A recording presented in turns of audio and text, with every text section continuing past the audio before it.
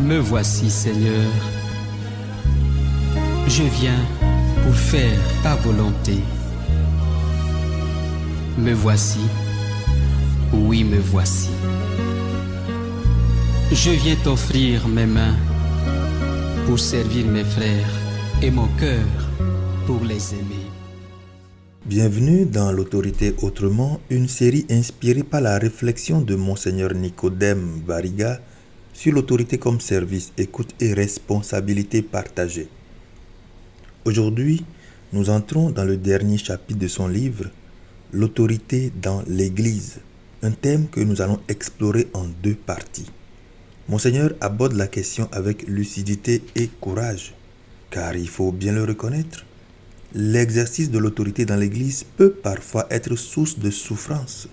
Monseigneur Bariga évoque plusieurs situations que beaucoup de fidèles connaissent ou ont déjà entendues. Un prêtre suspendu ou déplacé par son évêque pour des raisons que ce prêtre juge arbitraires.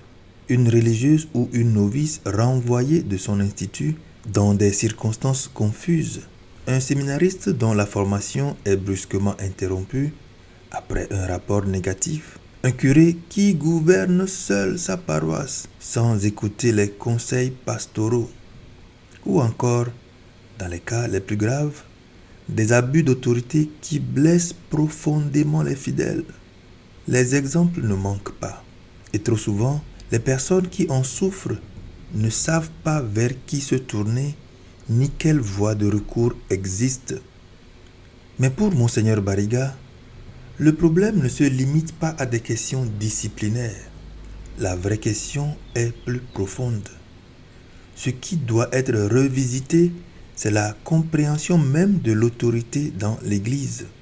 Car l'autorité chrétienne n'est pas d'abord une question de pouvoir. Elle est d'abord un don. L'Église, rappelle-t-il, est un corps public à structure familiale.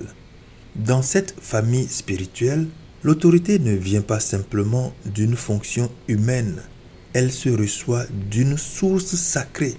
C'est ce que signifie le mot même de hiérarchie. On pense souvent qu'il signifie domination sacrée, mais en réalité, son sens premier est origine sacrée. Autrement dit, l'autorité dans l'Église ne provient pas de l'être humain, elle vient de Dieu.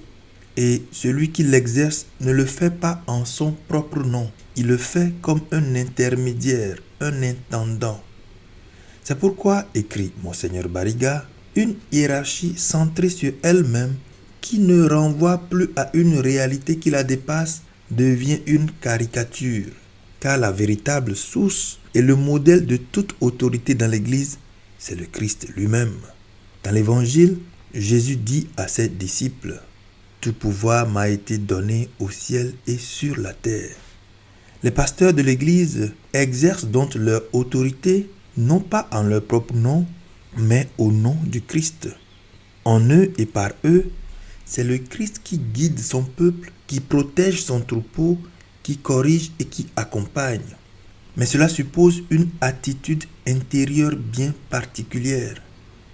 Pour le prêtre par exemple, l'exercice de l'autorité commence par une exigence fondamentale, la sainteté personnelle. Monseigneur Bariga rappelle une idée très importante. L'efficacité des sacrements ne dépend pas de la sainteté du prêtre, mais leur fécondité, elle, est liée à la qualité de sa vie. Autrement dit, la vie personnelle du pasteur influence profondément la manière dont le peuple de Dieu reçoit son ministère.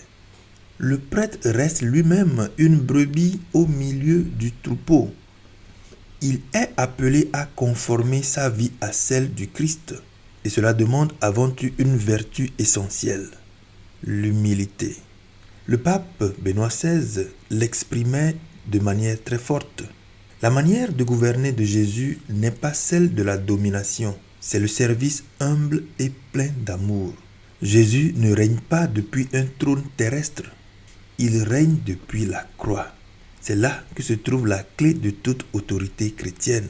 Exercer l'autorité à la manière du Christ signifie renoncer à la volonté de puissance, renoncer au désir de domination, renoncer à l'illusion de posséder l'autorité, car l'autorité chrétienne est toujours un service. Et ce service suppose aussi une autre dimension essentielle, l'obéissance.